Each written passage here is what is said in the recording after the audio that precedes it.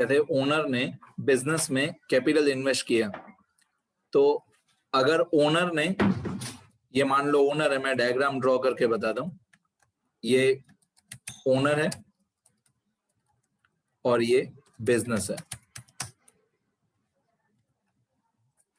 Owner जो है, मैंने पहले भी स्टार्टिंग में जब पढ़ाई शुरू कराई थी अकाउंट्स की तब ये बताया था।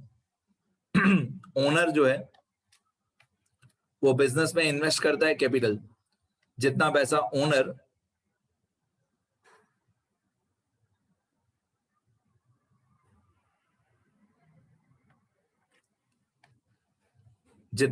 ओनर बिजनेस में इन्वेस्ट करेगा उसको हम लोग क्या बोलते हैं? कैपिटल। इसको हम लोग कैपिटल बोलते हैं, ठीक है। और इसका ऑपोजिट होता है ड्राइंग्स।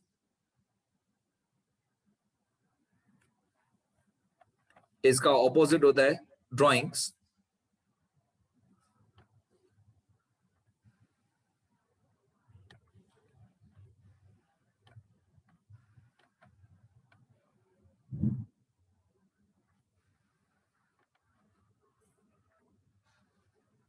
कैपिटल का ऑपोजिट होता है ड्राइंग्स, जितना पैसा ओनर ने विड्रॉ किया। ये डायग्राम मैंने पहले भी बहुत बार आपको बताया कि ओनर जितना पैसा बिजनेस में लेके आएगा उसको कैपिटल बोलते हैं, और ओनर जितना पैसा बिजनेस में से घर पे लेके जाएगा उसको ड्राइंग्स बोलते हैं, ठीक है।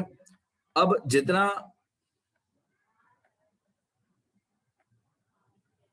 जितना पैसा ओनर ने इन्वेस्ट किया एज कैपिटल, उसके बदले में ओनर को इंटरेस्ट ऑन कैपिटल मिलता है। जितना कैपिटल ओनर ने इन्वेस्ट किया उसके बदले में ओनर को क्या मिलता है? इंटरेस्ट ऑन कैपिटल ओनर को मिलेगा। तो इंटरेस्ट ऑन कैपिटल ओनर के लिए इनकम हुआ, लेकिन बिजनेस के लिए क्या हुआ? एक्सपेंस। ओनर ने क्या इन्वेस्ट किया? कैपिटल। उसके बदले में ओनर को क्या मिलेगा? Interest on capital. तो इंटरेस्ट ऑन कैपिटल बिजनेस के लिए क्या हुआ? एक्सपेंस। मैं यहां पे लिख देता हूं, वही इक्वल टू बिजनेस। उसी तरीके से ओनर ने अगर पैसे बिजनेस में से निकाल के अपने घर पे लेके गया तो उसको बोलते हैं ड्राइंग्स। ड्राइंग्स के बदले में ओनर को पे करना पड़ेगा इंटरेस्ट ऑन ड्राइंग्स। अब ओनर पे करेगा इंटरेस्ट ऑन ड्राइंग्स, किसको? बिजनेस को। तो इंटरेस्ट ऑन ड्राइंग्स बिजनेस के लिए क्या हुआ? इंटरेस्ट ऑन ड्राइंग्स बिजनेस के लिए हुआ इनकम। ये डायग्राम याद रखना सब लोग। The amount withdrawn by the owner from the business is called drawings. If the business receives interest on this drawings, then it is an income for the business. So interest on drawings has a credit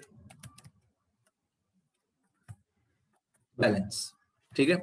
तो यहां तक आप लोगों को समझना है। अगर आप डायग्राम अच्छी तरह से देखोगे तो सब समझ में आ जाएगा। ओनर ने बिजनेस को कैपिटल दिया, उसके बदले में बिजनेस ने ओनर को इंटरेस्ट ऑन कैपिटल दिया। तो इंटरेस्ट ऑन कैपिटल बिजनेस ने दिया, तो बिजनेस के लिए क्या हुआ? Interest on capital expense. यहां पे ऊपर मैंने लिखा है, ये इंटरेस्ट ऑन कैपिटल, ये एक्सपेंस। आगे, अब बिजनेस ने ओनर को ड्राइंग्स दिया, उसके बदले में ओनर जो है वो बिजनेस को इंटरेस्ट ऑन ड्राइंग्स देगा। ओनर देगा इंटरेस्ट ऑन ड्राइंग्स बिजनेस को, तो बिजनेस के लिए इंटरेस्ट ऑन ड्राइंग्स इनकम हुआ। यहां पे मैंने लिखा है income. Interest on drawings business के लिए क्या हुआ? इनकम।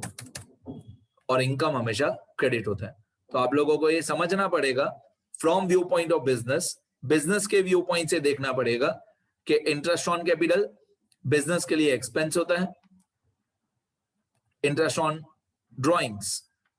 ड्रॉइंग्स बिजनेस के लिए इनकम होता है।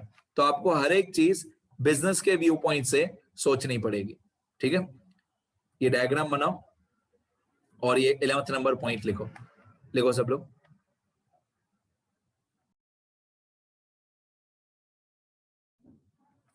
ओके बेटा, हमारा लास्ट टॉपिक जो चल रहा था इंटरेस्ट ऑन ड्राइंग्स, इसके बाद एक स्टूडेंट का डाउट है bad debt reserve.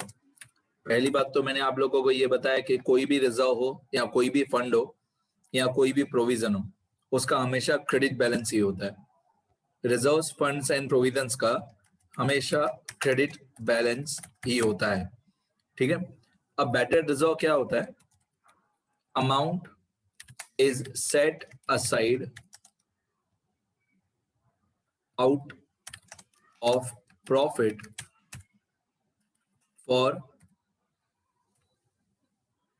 paying for the compensation of loss of bad debts। हम लोग अपने प्रॉफिट में थे, हम लोग अपने प्रॉफिट में से कुछ हिस्सा साइड में करके रखते हैं, बैड डेट रिजर्व में जमा करके रखते हैं, ताकि इन फ्यूचर कभी बैड डेट्स का लॉस हो तो बैड डेट्स का जितना भी लॉस हो उतना पैसा हम रिजर्व में से निकाल सकें, ठीक है। मैं यहाँ पे ग्रामेटिकली थोड़ा अच्छी तरह लिख देता हूं। If some part of profit is set aside, if some part of profit is set aside for the compensation of loss of bad debts and it is kept in a reserve, then that reserve is called bad debt reserve, और इसका दूसरा नाम होता है provision for doubtful debts. ये इसका दूसरा नाम होता है, प्रोविजन फॉर डाउटफुल डेट्स। तो हम अपने प्रॉफिट में से थोड़ा हिस्सा साइड में करके रखते हैं, एक रिजर्व में पैसे जमा करके रखते हैं, उस रिजर्व को बैड डेट रिजर्व बोलते हैं, ताकि इन फ्यूचर कभी भी हमको बैड डेट्स का नुकसान हो, बैड डेट्स का लॉस हो, तो हम बैड डेट रिजर्व में से पैसा निकाल लें। और कोई भी रिजर्व हो, रिजर्व्स का हमेशा क्रेडिट बैलेंस ही होता है। रिजर्व, फंड एंड प्रोविजन, उनका हमेशा क्रेडिट बैलेंस ही होता है। इतना लिख लो सब लोग।